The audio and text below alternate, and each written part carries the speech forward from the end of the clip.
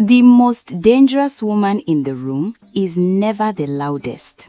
Except in Oguta, where the loudest woman was the only thing standing between a king and a coffin.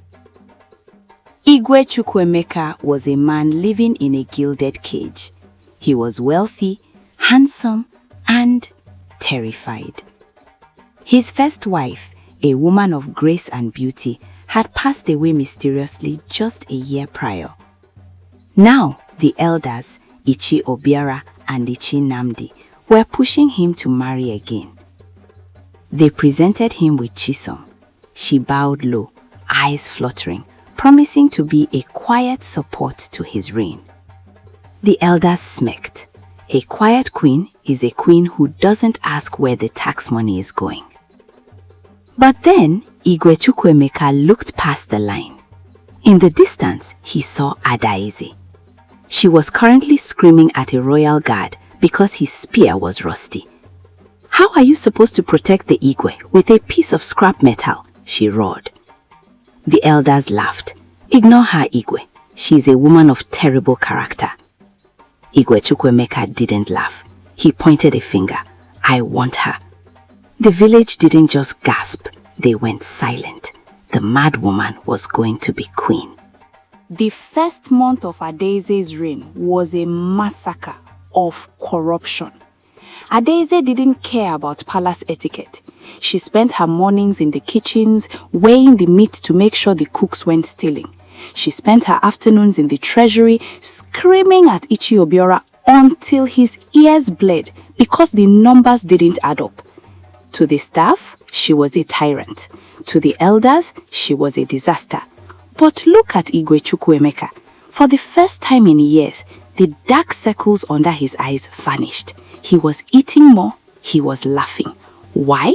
Because for the first time, he didn't have to watch his own back. Adaeze was doing it for him. Ichi Obiora and Ichi Namdi realized their consultation fees were drying up. They needed Adaeze gone. And they knew just the person to use, the perfect Chisom. It was the night of the New Yam Festival. The entire village was watching. The elders had convinced Chisom that Adaeze was a curse on the land. They gave her a vial of cleansing herbs. In reality, a poison so fast-acting, it would kill in seconds. Chisom approached the high table. She looked like an angel in white silk. "Great Queen," she whispered, her voice trembling, "I bring a peace offering, a cup of the finest vintage." The crowd leaned in. This was the moment. If Adaeze drank, the elders won. Adaeze took the cup. She looked at Chisom. She looked at the wine. Then she looked at Chisom's hands. They were shaking. Adaeze's eyes narrowed. "You're sweating like a thief in a cot-fan smuggle," Adaeze backed. Chisom tried to stammer a reply, but Adaeze wasn't having it. "This wine smells like wet copper. It's garbage. I wouldn't serve this to a stray." In a fit of characteristic rage, Adaeze slapped the cup out of Chisom's hand. The wine splashed onto the floor. A hunting dog, smelling the fruit, lapped it up. 3 seconds later, the dog collapsed, stone dead. The festival went cold. Inside Lifo, Adaeze lunged for Chisom, but Igwe Chukwuemeka caught her arm. He didn't look surprised. He looked relieved. "Search the elders," the Igwe commanded. The guards found the vials. Igwe Chukwuemeka turned to Adaeze in front of everyone. "Years ago," he said, his voice echoing, "my first wife died because she was too polite to refuse a drink from a friend. She was too kind to question the men who were robbing this kingdom blind. I knew I could not survive another gentle queen." He took Adaeze's hand. "I chose the woman who would scream at the devil himself if he stepped into her kitchen." The elders and Chisom were banished that very night.